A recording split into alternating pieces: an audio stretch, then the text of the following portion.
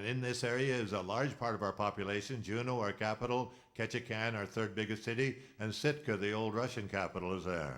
And also in that area, that strip along the sea, is one of the largest stands of timber in Alaska is there. And the reason it grows there is because this part of the coast is warmed by they call it Japanese current. It's a warm current off the cold North Pacific Ocean. But it gives them the condition you see here. One of the finest stands of Sitka spruce ever anywhere on Earth is there. And this is where I went because of the timber. I was a logger. My brother and I were loggers in a saw gang when I was 16 years old. He would have been 20. And that was back in the days when they had the old crosscut saw. It was also a time in history when you kind of become whatever was prevalent in your area. If you're born in a logging country, you become a logger. You're born in a coal mine country, I guess you were a coal miner, or a wheat country, you became a farmer. You kind of inherited your lifelong occupation.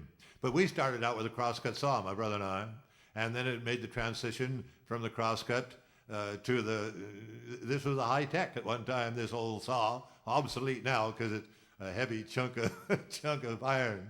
But that's what we started, and we switched to the power saw.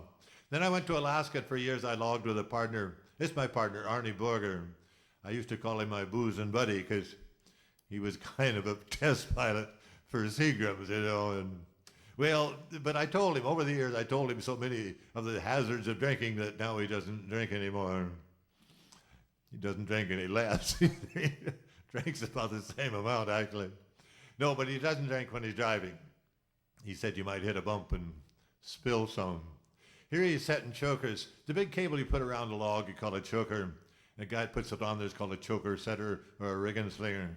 We're fallers, we're timber fallers, and we have a choice. But in a little camp like this, you've got to be able to do a lot of other jobs in case a guy gets hurt or gets sick.